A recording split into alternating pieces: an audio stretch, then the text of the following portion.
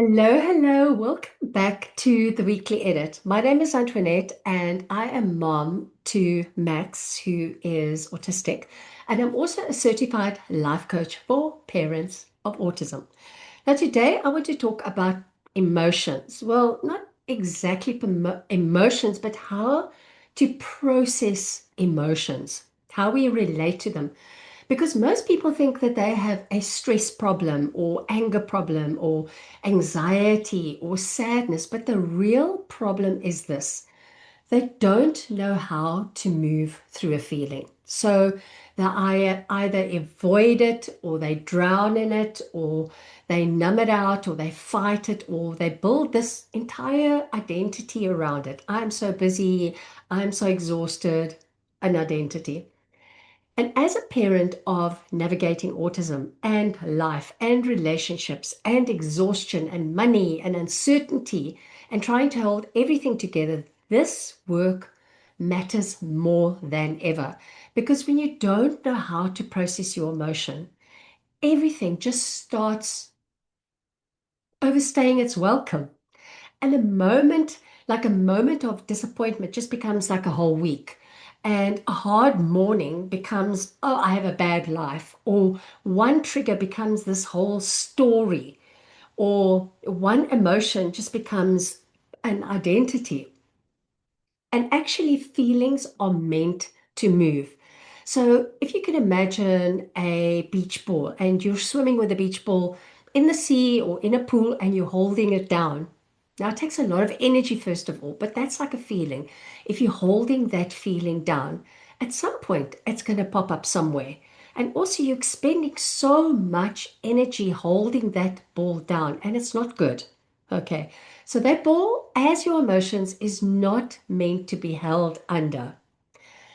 All right. So many people, as I mentioned, don't actually know how to feel their emotions. They resist the emotions.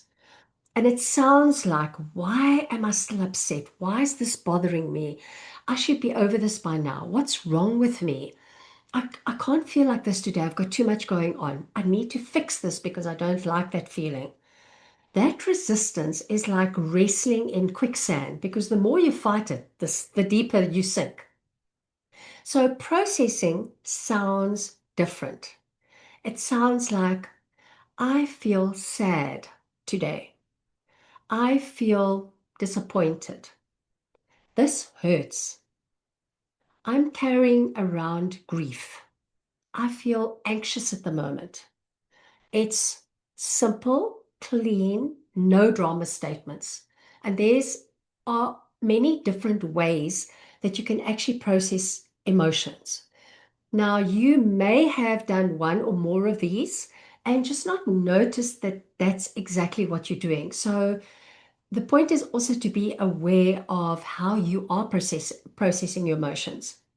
Okay, so one of them is crying. And we also have so much shame about crying.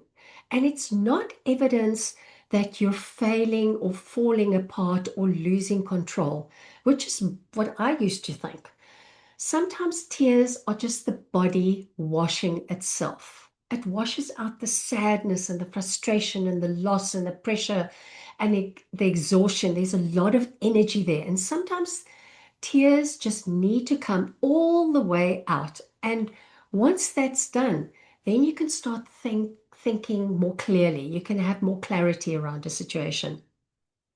But we've been taught to hold it in, to tighten our jaw, to hold it all together, and just to push through. But sometimes healing looks less like pushing and more like sobbing in the shower for 10 minutes and emerging strangely lighter after that. Maybe elegantly, maybe not. Effective often. So if the tears come, just let them. You're not breaking, you're just releasing. You're releasing all that pent up energy. Another way to process emotion is writing.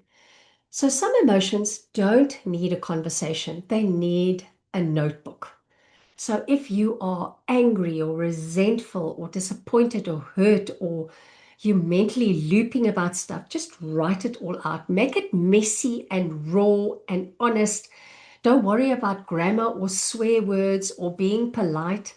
No, I should write it this way or do it that way. Just the truth on a piece of paper.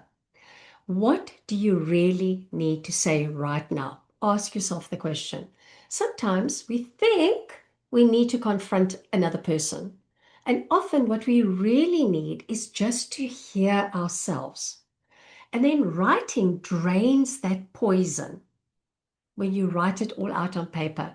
And many times by the next day, that charge is gone. You're not as angry or disappointed or hurt as what you were when you were writing because you've processed it. Feeling it in your body is another way to process emotion. Now, this one is gold because instead of asking, why do I feel this? And often you don't know why, and that's okay. So ask yourself some better questions if you want to ask some questions.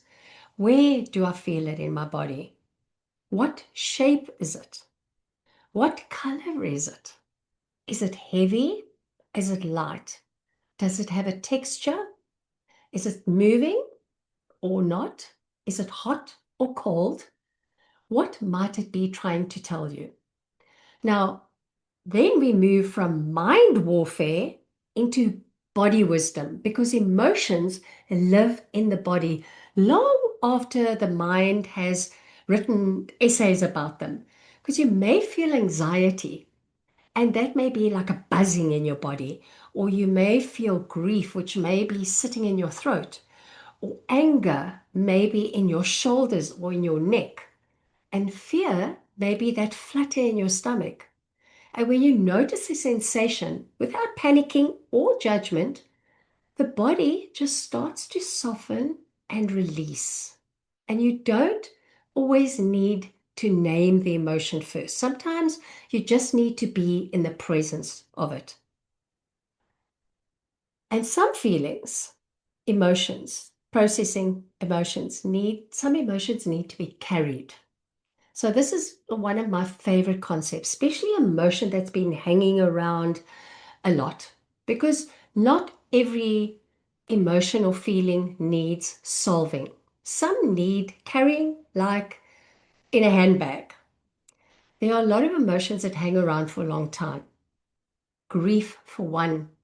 If you have lost a loved one, you know that grief isn't a quick emotion that you can feel in your body and it's gone. It lingers, it's around for a long time. So imagine grief like a handbag or a moon bag. The guys, I don't know, make it a golf bag for the guys. I know it's a lot heavier, but imagine you carrying that bag. Today, you are carrying grief. Not because you are becoming grief. You're not dramatizing grief. You're not announcing it to everybody every 10 minutes. It's just that silent inner knowing that you carry it. Today I'm carrying sadness. Today I'm carrying disappointment. Today I'm carrying shame. And then you just go about your day. You make your tea, you answer your emails, you pick up your kids from school, you go to the doctor's appointment, you laugh, you fold laundry badly, and then one day, without a lot of fanfare, you notice that you're not carrying that bag anymore. You've set it down. Or you're carrying a little light little bag. That is emotional maturity. Just carrying until that feeling leaves or it gets lighter. Now, other people process emotion by moving their body. So when emotion often gets sticky, movement helps. Walk outside, sunlight, fresh air, a drive, maybe a cup of coffee, steps on the pavement, wind on your skin. And why? Because emotion isn't just mental. It's physiological. Sometimes the nervous system needs the motion before the mind can think clearly. And this is especially true for us parents living in this constant alert mode. I love a good walk, especially when I'm all fired up about something. If I'm angry or I feel excited or it's like one of those, movement emotions. So before you decide that your whole life is impossible, go take a walk. Before the existential monologue, go move your legs. Before the identity crisis, go drink some water and get some sunlight. Because sometimes wisdom arrives wearing sneakers. And then here's another one that I really like is because it is wonderfully human. Sometimes your brain wants the drama. Fine, let it have it. Let it empty itself onto paper again. Write every complaint, every fear, every frustration, every this is unfair, everyone, ever I can't do this anymore. Keep going. Often, eventually, something magical happens. The mind actually gets tired of itself, it gets tired of its own bullshit.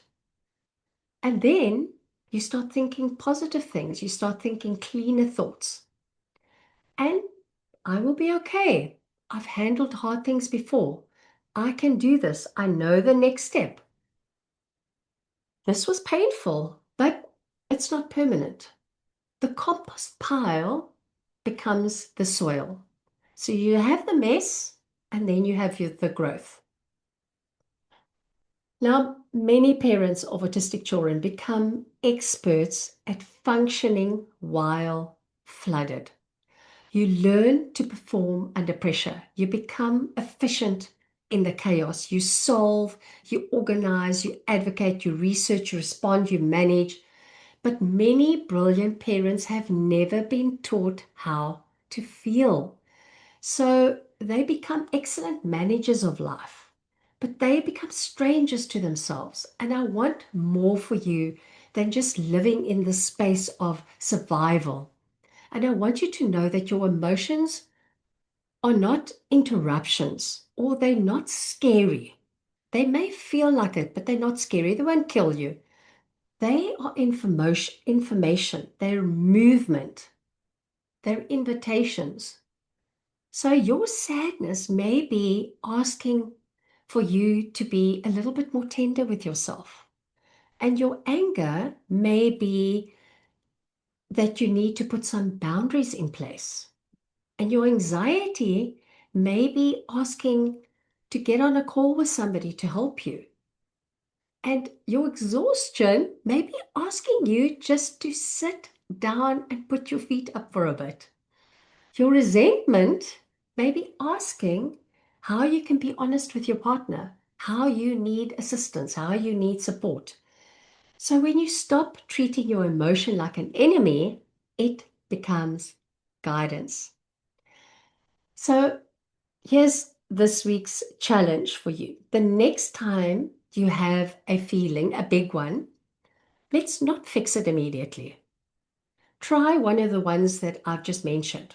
Cry, write, walk, sit with it, name what it is, carry it in your handbag or your golf bag.